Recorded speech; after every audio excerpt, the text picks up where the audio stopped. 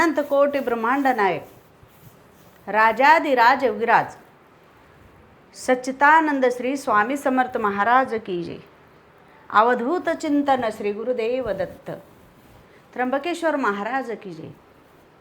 आई राजा उदेव दे हर हर हर हर महादेव। महालक्ष्मी माता की जय। नमस्कार स्वामी भक्तांनो। तर आज गुरुवार आहे। आज गुरुवार माझा गुरुवारचा उपवास आहे।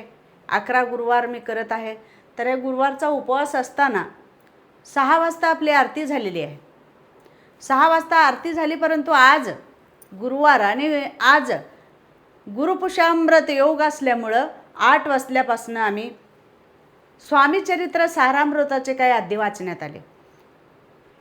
3 अध्याय वाचण्यात आले आणि आजचं काय काय महत्त्व आहे ते सगळं काही मी केलेलं आहे। खरं तर तुम्हाला कालच मी सांगायला पाहिजे होतं, तर मी नाही सांगितलं। तरी पण तुम्हाला सगळ्याला माहिती आहे काय काय करायचं काय काय नाही। तर चला बघूया आपण काय काय केलं आहे आपल्या घरी। तर स्वामी चरित्र सारामृतचे काय अध्याय वाचण्यात आले। 1 2 3 1 2 3 असे 3 करून अध्याय वाचण्यात आले। आरती झाली आणि आरती झाल्यानंतर आपण लक्ष्मीची मूर्ती असते, त्या मूर्तीला एक चंबूमध्ये पाणी घ्यायचं, त्याच्यावर पानं घालायचे आणि वाटीमध्ये ठेवून मग त्याची पूजा करायची। आणि असंच ह्या पद्धतीनं आता आम्ही इथं स्वामी समर्थाचे आणि दत्तावताराचे पूजा केलेलं आहे। नैवेद्य पुढे ठेवलेलं आहे। ह्यांना नमस्कार करून तुम्हाला मी काय काय केले ते तुम्हाला दाखवणार आहे। तर ह्याच पद्धतीनं असं जाऊ आपण। आणि गुरुवार असल्यामुळं आज मी इथं हळदीचं लेपन केलेलं आहे आणि चौकटीवरती स्वास्तिक काढलेलं आहे। आज स्वास्तिकला खूप महत्त्व आहे। आणि 2 चंबू भरून ठेवायचे इकडे ह्या पद्धतीनं अशी चंबू भरून ठेवून दिवा लावायचा आहे तुपाचा, गाईच्या तुपाचा दिवा लावायचा आहे। आणि असंच नंतर आपण मध्ये गेल्यानंतर हे माझ्या देवघरात आलेलं आहे। तर ह्या पद्धतीनं आपण मांडणी केलेली आहे। तर कशी मांडणी केलेली आहे, तर एका चंबूवरती वाटीमध्ये पानं ठेवून स्वामी समर्थाची मूर्ती ठेवलेली आहे। त्या मूर्तीचा अभिषेक केलेला आहे। पद्धतशीर मूर्तीचा अभिषेक करून त्यांना अष्टगंध लावून त्यांना सुवासिक पुष्प वाहून मग त्यांच्या समोर माळा, गणपती आणि दिवा लावून ठेवलेला आहे। आणि आपण जे 11 गुरुवार करतो त्याचं नारियल पुढं ठेवलेलं आहे, नारळ आणि पोती ठेवलेली आहे। आणि सगळ्यात महत्त्वाचं म्हणजे गुरुपुषामृत योग, ह्या योगामुळे हे फुलवाती, तुपाच्या फुलवाती करून आपण दोन्हीकडे इथं लावलेलं आहे वाटीमध्ये। हे लक्षात घ्या, तुपाच्या वाती आणि फुलवाती लावायचा नियम आहे आज। आणि रांगोळी काढायचा, ह्या पद्धतीनं आम्ही पूजा केलेली आहे। तरी रांगोळी घालून मस्तपैकी। आणि आपल्या कुलदैवताला मात्र विसरायचं नाही। आपले कुलदैवत रामलिंगेश्वर आहेत, कुलदैवताची सुद्धा आम्ही पूजा केलेली आहे। हा उजव्या बाजूला गणपती आहेत। आणि जसं जसं सांगितलं त्या पद्धतीने मी पूजा मांडणी केलेली आहे। आणि पद्धतशीर पूजा आपल्याली झालेली आहे आज। आणि आज गुरुवारच्या दिवशी पुष्य नक्षत्र आल्यामुळं आणि योग चांगला असल्यामुळं आणि गुरुचा आपल्या पाठीमागं हात राहावा, आपल्या डोक्यावरती हात राहावं गुरुचा, म्हणून आपण ह्याला गुरु पुषामृत योग असं म्हणलेलं आहे। गुरुपुषामृत योग असं म्हणलेलं आहे। तर हा योग कधीच येत असतो आणि ह्या योगाचं संधीचं सोनं करून घ्यायला आपण पाहिजे। तर आज काही जण तर सोनं खरेदी करतात, कपडे लत्ते खरेदी करतात, नवीन गाड्या घेतात, नवीन जागा, आपल्या अडकलेली काही कामं आज ह्या योगामुळं करत असतात। हे नक्षत्र चांगलं असते, गुरुपुषामृत योग हे चांगलं असते। आणि गुरुबल आपल्या पाठीशी कमी असल्यामुळं ह्या योगाच्या वेळेला आपण कोणतीही पोथी वाचायचं, आपल्या गुरुला विसरायचं नाही।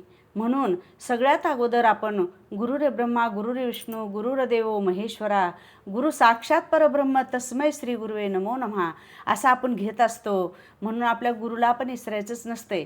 प्रत्येकाला गुरु असतोच, प्रत्येकाच्या घरी गुरु असतोच। जर आपल्याला गुरु माहिती नसेल तर ते आपण विचारून घेणं हे महत्त्वाचं आहे।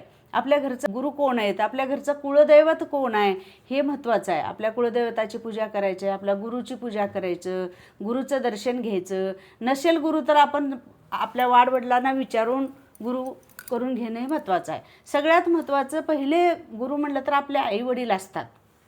म्हणून आपल्या आईवडिलांचं सुद्धा आज आदर सत्कार करायला पाहिजे.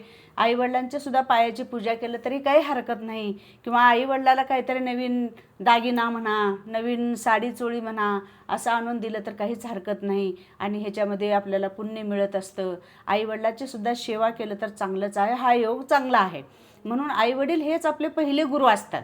मग शाळेतले शिक्षक हे दुसरे गुरु असतात. पण आपल्या घरी कुलदैवत असतं त्याच पद्धतीनं आपल्याला गुरुसुद्धा असतात. म्हणून गुरु एवढं मोठं कुणीच नाही. तर सगळ्यांनी आपल्या आपल्या गुरुला नमस्कार करावं. आपल्या गुरुला विसरायचं नाही. आपले गुरु कोण आहेत हे विचारून घेणं हे महत्त्वाचं आहे. तर ह्या पद्धतीनं आपली पूजा झालेली आहे. असंच पूजा करायला आणि हे पूजा केल्यानंतर आजचा योग चांगला असल्यामुळं आता रात्री 12पर्यंत 1पर्यंत जरी तुम्ही आता जरी माहिती झालं तर 12-1पर्यंत तुम्ही पोथी वाचन केलो आणि तारक मंत्र म्हणलं तर खूपच छान. जर स्वामी समर्थ चरित्र सारामृताचे 21 अध्यायाचं पठण केलं तर खूप चांगलं. आणि तारक मंत्र 21 वेळा म्हणा, 7 वेळा म्हणा. आज खूप चांगला आहे. तुम्ही जेवढं केलं तेवढं चांगलंच आहे. आज चांगलं मानलं जातं. आज 8 वाजल्यापासून खरंच घरोघरी पूजापाठ करत आहेत सगळेजण. शंखाची पूजा, रुद्राक्ष माळाची पूजा, गणपतीची पूजा, आपल्याला जे जे काय वाटतंय. आणि लक्ष्मी प्रसन्न होते. आपल्या घरचे जे अडकलेले कुठं पैसे आहेत ते पैसे मिळतात. म्हणून हे बघा, ह्या कलशावर लक्ष्मी माता आहे. ह्या लक्ष्मीची पूजा करायची. ह्याच पद्धतीनं जर पूजा केलो आणि वरी कुंकुमार्चन करायचं लक्ष्मीला, तुम्हाला जे काही मनामधल्या इच्छा आहेत ते पूर्ण होतात आणि आपले कुठलीही आर्थिक बाबमधले सोडवणं होते. आपले पैसे अडकलेले असते तर ते सुद्धा मिळतात. म्हणून स्वामी आईची पूजा करायचं. अगोदर स्वामीला पूजा करूनच मग हे सगळं करायचं असतंय. हे सगळे माझी पूजा तुम्हाला कसं वाटली, सगळं बघून तुम्हाला चांगलं वाटलं का, प्रसन्न वाटलं का? आज 8 वाजल्यापासून मी हे काम करत आहे, ही पूजा करत आहे आणि तुम्हाला आज मी हे सांगायचं, अनुभव सांगायचं मला उशीर झाला. कशामुळं?